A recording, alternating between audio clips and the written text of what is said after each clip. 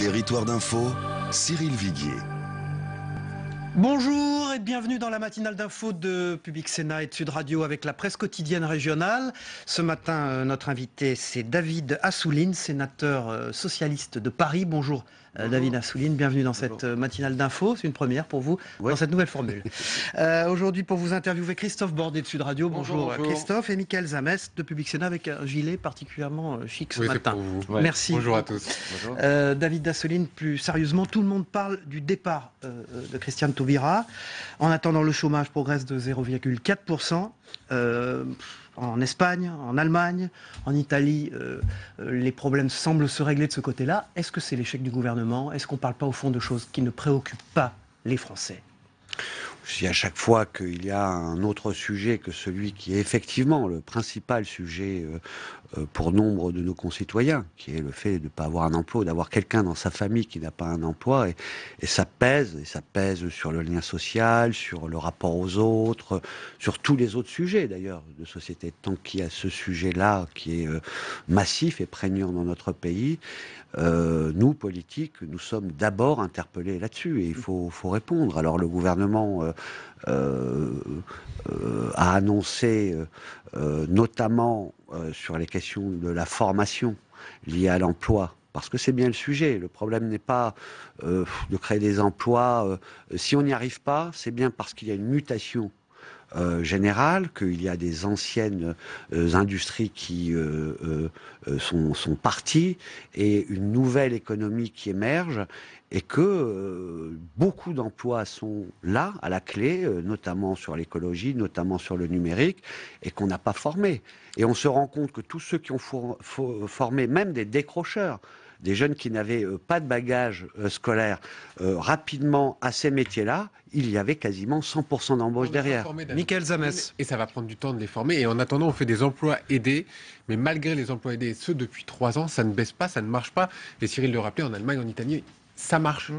Quel est le problème finalement? Quel est le nœud du problème, le cœur? On n'a pas notre tissu productif a été complètement détruit et ravagé pendant 10 ans.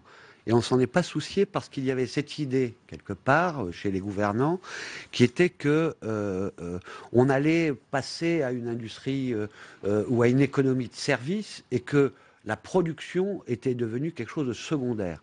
Or, il n'y a pas de grand pays et de puissance économique, jamais, même à l'ère numérique, si on n'a pas un appareil productif. Donc le reconstruire, c'est pas 1 an, 2 ans, 3 ans. Et il y a aussi des choses à libérer. Donc le gouvernement essaye d'être dans un modèle qui est de la protection, parce que ce matin, il y a le rapport sur la pauvreté, le mal logement. Il ne faut pas oublier qu'il y a des laissés pour compts. Donc ceux qui nous disent il suffit de libéraliser, il suffit de lever les protections sociales. Contre Emmanuel Macron, là. Non, je ne fais pas là. Je suis sur le fond et vous jugerez. Mais enfin, on sent bien quand même. Et vous jugerez. Moi, ce que je pense, c'est qu'il faut, quand je dis libérer des énergies, peut-être vous allez me dire je fais du Macron, et quand je dis qu'il faut le faire tout en ne laissant personne au bord du chemin et en ayant un niveau de protection sociale, parce que cette transition nécessite de la protection. Et vous me dites l'Espagne, etc. Mais allez voir en Espagne et regardez ce qui se passe au niveau électoral. Avec ce qu'on a fait comme dégâts sur le plan social. Et si on posait la question, la question aux Français, est-ce qu'ils sont prêts à allonger de je ne sais pas combien d'années l'âge de la retraite, qu'il n'y ait plus de protection, qu'on ferme des écoles, etc. Ils diraient non. Donc il faut être sur les deux. David Assouline, vous dites... on vit bien en France, quand même, vous dites quand même 2 choses. Vous dites, pendant 10 ans, le tissu productif a été détruit. La gauche est au pouvoir quand même depuis 4 ans. Et aujourd'hui, on s'aperçoit, quand on fait le bilan de l'année 2015, par exemple, qu'on a X milliers de chômeurs en plus. Et sur les 4 ans, on est à 900 000 à peu près. Est-ce que c'est quand même pas l'échec de François Hollande, clairement, alors qu'il devait inverser la courbe du chômage? Vous allez juger, et les électeurs jugeront à la fin d'un quinquennat. Je juge, moi, et je suis dans l'action, c'est-à-dire, est-ce que nous faisons ce que nous pensons juste pour décrisper? Est-ce que les résultats seront là à temps par rapport à une échéance électorale? Réponse. J'espère.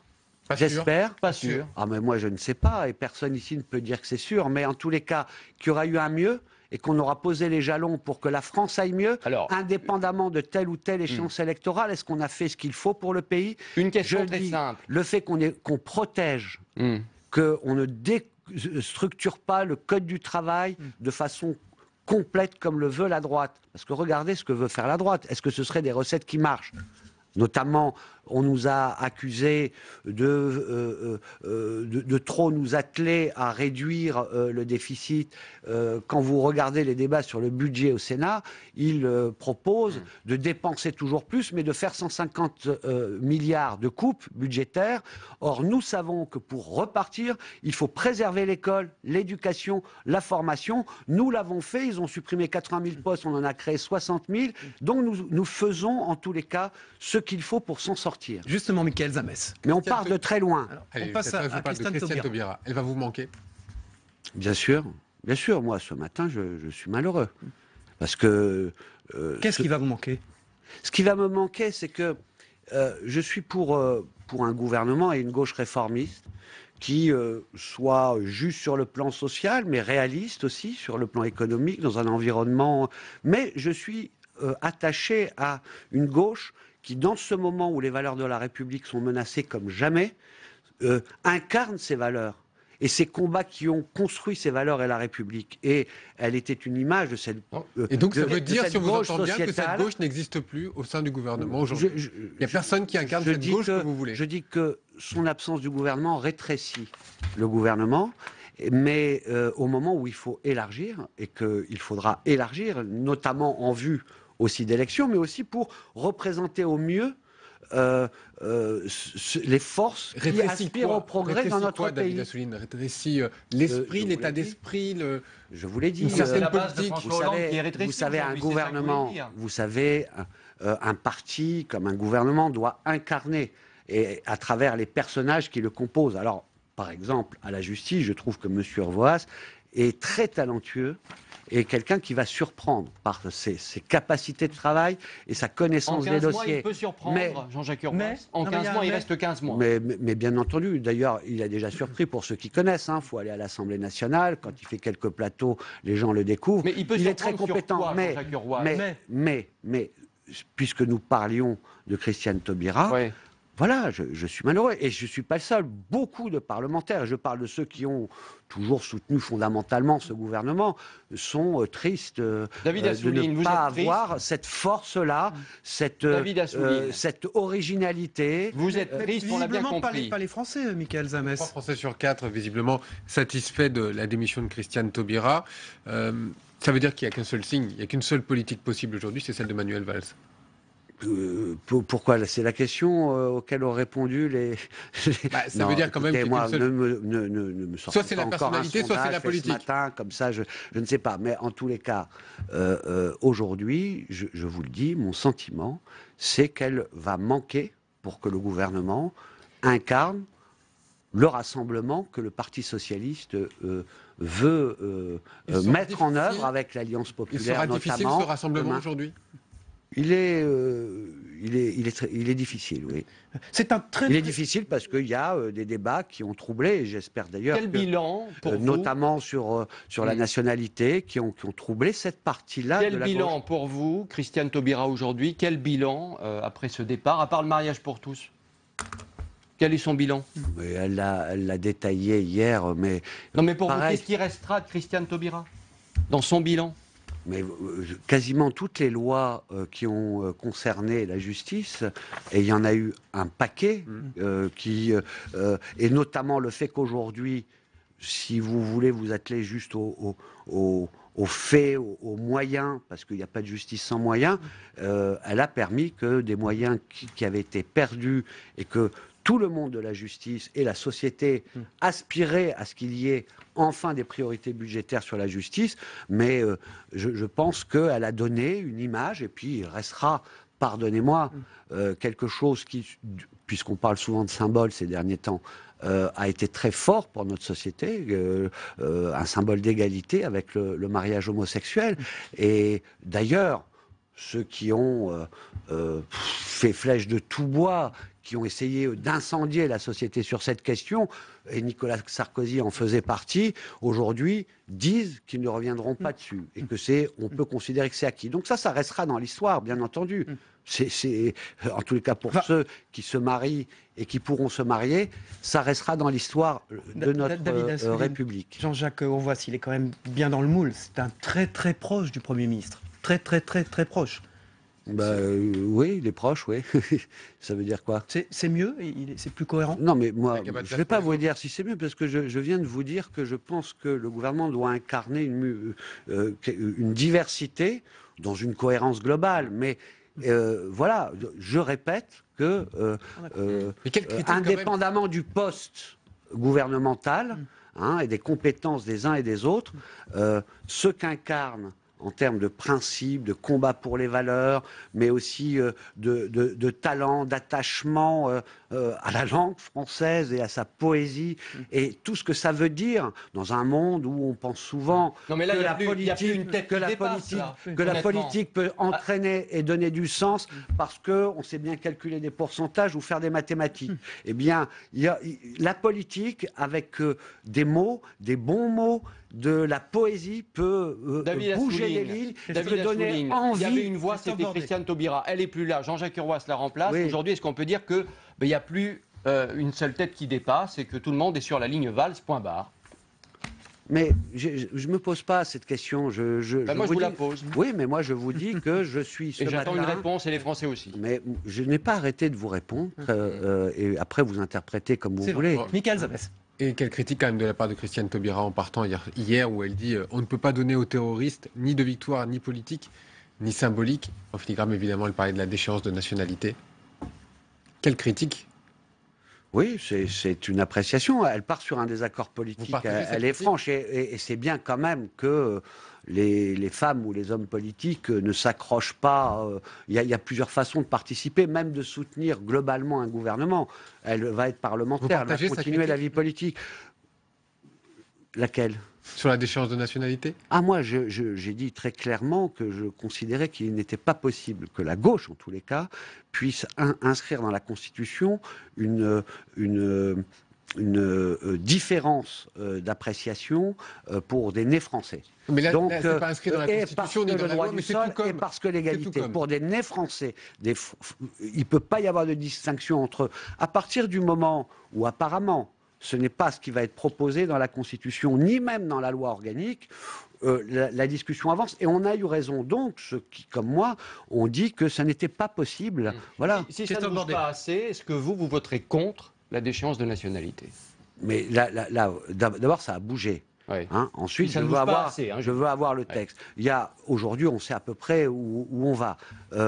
Il est apparemment clair, donc on va le vérifier, que dans la Constitution, il n'y aura pas de référence ni de traitement différent pour les binationaux nés français par rapport aux autres qui auraient commis, etc.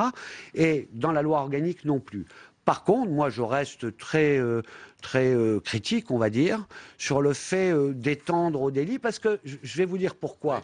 C'est pas les terroristes là avec lesquels j'ai des doutes sur la façon de réagir et de réagir fermement.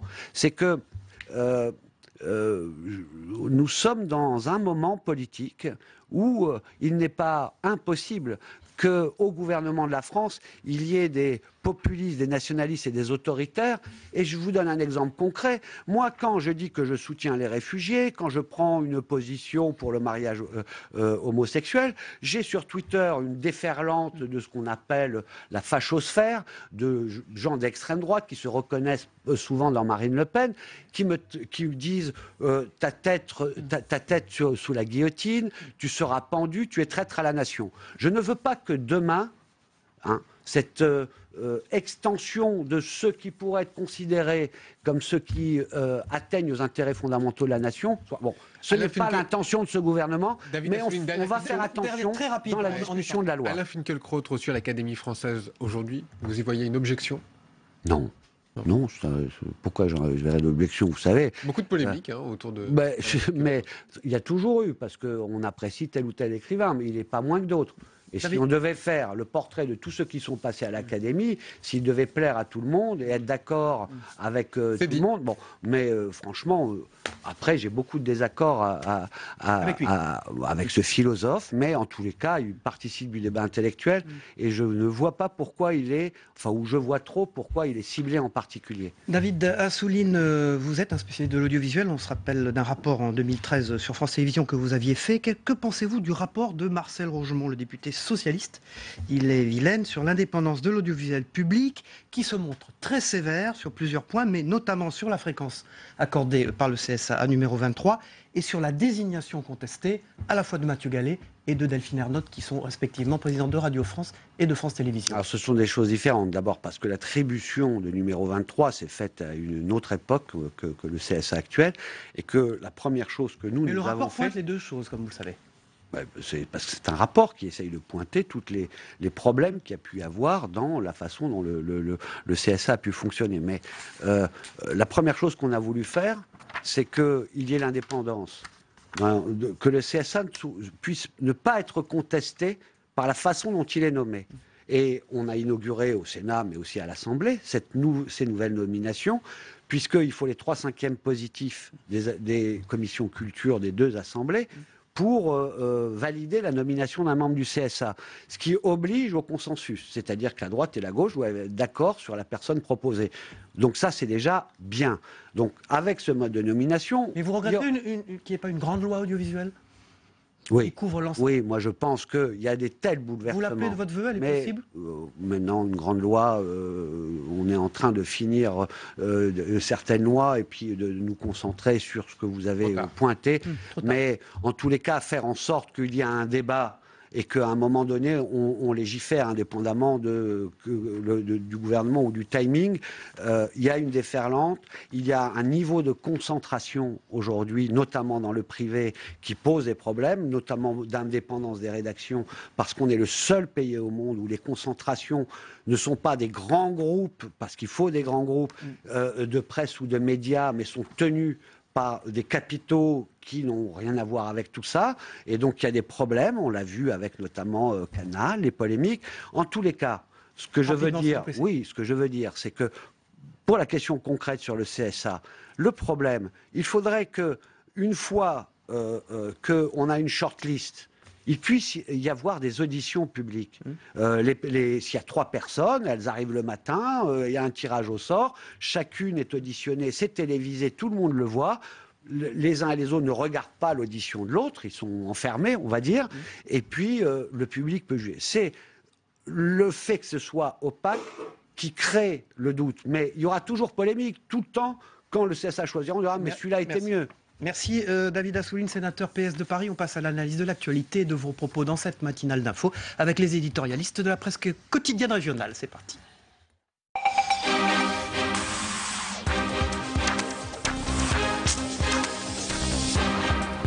Voilà, aujourd'hui j'accueille Jérôme Cordelier du Point, responsable rédacteur en chef adjoint des éditions locales du Point. Bonjour Cyril. Et Hubert Coudurier du Télégramme. Bonjour Hubert. Bonjour. On démarre ce débrief de ce qu'a déclaré ce matin David Assouline dans notre matinale d'info avec peut-être Christiane Taubira. Son absence du gouvernement rétrécit le gouvernement. Hubert Coudurier, c'est ce qu'a dit David Assouline. C'est ce que pense peut-être David Assouline. Ça prouve bien que la gauche de la gauche n'est plus dans le réel, mais ce n'est pas ce que disent 73% des Français, selon un sondage Odoxa, qui trouvent ce départ tout à fait normal. Donc je pense que Christiane Taubira avait un côté folklorique, c'était une personnalité hors norme. Pas facile à maîtriser d'ailleurs, les 3/4 de son cabinet étaient partis pendant l'exercice de son rôle de ministre. Je pense que son bilan n'a peut-être pas été aussi catastrophique qu'on veut bien le dire à droite. Elle n'a pas vidé les prisons, contrairement à ce qu'on dit. Mais elle était en contradiction sur un point majeur, la déchéance de nationalité. Elle s'était exprimée à Alger pour contredire ce que le président de la République allait dire le lendemain. Et celui-ci n'avait pas apprécié. Donc il était tout à fait logique. Sa position était intenable. C'est un bilan tout de même inachevé. Elle n'a même pas pu porter la loi sur les mineurs, qui était pourtant son grand désir, Jérôme Cordelier. Oui, plus qu'inachevé, parce que de toute façon, le départ de Christiane Taubira, d'ailleurs, c'est un petit peu étonnant qu'il soit autant commenté et qu'il prenne une place un peu démentielle dans l'actualité. Des chiffres du chômage. Parce que bon, c'est une excellente communicante, elle fascine tous les journalistes politiques parce qu'elle a, c'est vrai, du talent, de l'éloquence un peu surannée, qui est complètement dépassée dans les hémicycles et dans les émissions. Donc elle est fascinante pour ça. Mais en même temps, c'est vrai qu'on attendait le départ de Christiane Taubira depuis 2013 à peu près. Alors, le bilan est assez mauvais. Il y a une fronde des procureurs que Jean-Jacques Urvoas va trouver vraiment là. Il y a le feu un peu à la maison justice, si on peut dire, quoi. Donc on peut pas dire que ce soit quelque chose, une sortie par le haut quand même. Avec des chiffres du chômage plus 0,4% d'augmentation, alors que partout ailleurs visiblement ça s'améliore, plus 1% en Italie. Est-ce que c'est pas là la vraie seule préoccupation des Français? Alors David Assouline disait dans notre matinale tout à l'heure, il faut libérer des énergies en protégeant socialement. Hubert Coudurier. J'ai eu beaucoup de mal à comprendre ce que voulait dire David Assouline. Il a dit ça exactement. En réalité, Emmanuel Macron restera comme le remords de François Hollande, c'est-à-dire de ce qu'il aurait dû faire depuis le début de son quinquennat. Ça, c'est la première partie de la phrase, il faut libérer des énergies. Puis la deuxième, c'est en protégeant socialement. On ne libère qu'en réformant le Code du travail, en faisant un certain nombre de réformes que Chirac lui-même avait bloquées dès 2005 avec Dominique de Villepin sur le CPE. Est-ce qu'il vaut mieux avoir du travail précaire ou pas de travail du tout? Le chômage est en train de ruiner le pays dans sa psychologie. Il fait œuvre, c'est un cancer qui ronge le pays, qui démobilise tout le monde. Et les socialistes et les forces de gauche qu'incarne Mme Taubira restent cramponnés à des acquis qui sont certes respectables, mais qui à l'heure de la mondialisation ne fonctionnent plus. Jérôme Cordelier, il baisse partout, Espagne, Allemagne, Italie. Sûr. On est Bien les seuls. sûr. Et il y a un décalage quand même entre Paris et les régions, si on peut dire. Parce que, je veux dire, à Paris, les polémiques sont centrales, c'est la déchéance de la nationalité et la laïcité. Le problème, c'est que dans les régions, et d'ailleurs beaucoup de nouveaux présidents de région ont compris ça, c'est que tout de suite, ils se sont mis à la tâche pour justement essayer de favoriser le développement économique et de lutter contre le chômage. Je veux dire, quand on prend Philippe Richert, Xavier Bertrand, je veux dire même quelqu'un qui est totalement inconnu à Paris, mais qui s'appelle François Bonneau dans le centre Val-de-Loire, ce sont des gens qui sont tout de suite attelés à la tâche pour ça. Donc il y a une espèce de décalage, et on le voit bien par exemple avec cette place folle que prend le départ dans les commentaires de Christiane Taubira. Il y a un décalage entre ce qu'on pense à Paris et ce qu'on pense en Bretagne, Hubert Coudurier, sur ces sujets-là? Non, mais Christiane Taubira, elle était marginalisée depuis la réforme pénale qu'avait retoquée Manuel Valls. Mais l'événement hier en Bretagne, c'était la crise agricole. Or, cette crise agricole, elle n'a pas été anticipée, contrairement à ce qui s'est passé dans les pays voisins, où il y a eu des concentrations d'élevage, des reformatages, des organisations en plateforme. Et nous continuons à dire qu'il faut baisser, les organisations agricoles, qu'il faut baisser les coûts salariaux de nos voisins. Mais nous n'avons pas ce pouvoir-là. Et donc, il y a un problème de réalisme. Le gouvernement va augmenter le plan d'aide qui était de 700 millions, qui va rajouter 150 millions. Ça ne suffira pas parce qu'il n'y a pas de politique industrielle, il n'y a pas d'anticipation et on est sur un modèle dépassé. Justement, Jérôme Cordelier, la une du Point, c'est le coup d'État silencieux. Est-ce que c'est pas une au fond, parisienne, ça? Est-ce qu'on n'est pas dans des préoccupations que les Français ne comprennent moins que leur... Je ne crois pas, justement. Le problème, c'est qu'on fait une sur ces bureaucrates qui dirigent la France. Ces bureaucrates qui dirigent la France. Et qui empêchent la France d'avancer et qui bloquent une grande partie des blocages actuellement, notamment sur la politique économique, sont liés à l'excès de normes, l'excès de bureaucratie. Donc ça, c'est pas un problème parisien, c'est un problème, j'allais dire, beaucoup plus vaste. Et il n'y a pas que les administrations centrales, il y a aussi les administrations locales. Donc je pense qu'on s'attaque à quelque chose tabou et en même temps, qui va pas plaire à tout le monde, évidemment, mais ça, c'est notre boulot. Il y a ce que décident les politiques. Le télégramme, c'est le blocus, donc c'est ce que vous disiez. Oui, donc, juste pour rebondir sur ce que dit M. Cordet, il y a ce que décident les politiques, et puis il y a le relais d'administration. Alors le blocus, avec cette grande photo, donc la une du télégramme. Le blocus va continuer aujourd'hui, donc il bloque tous les axes routiers. Ce qui monte de plus en plus sur les réseaux sociaux, c'est le ras-le-bol des usagers.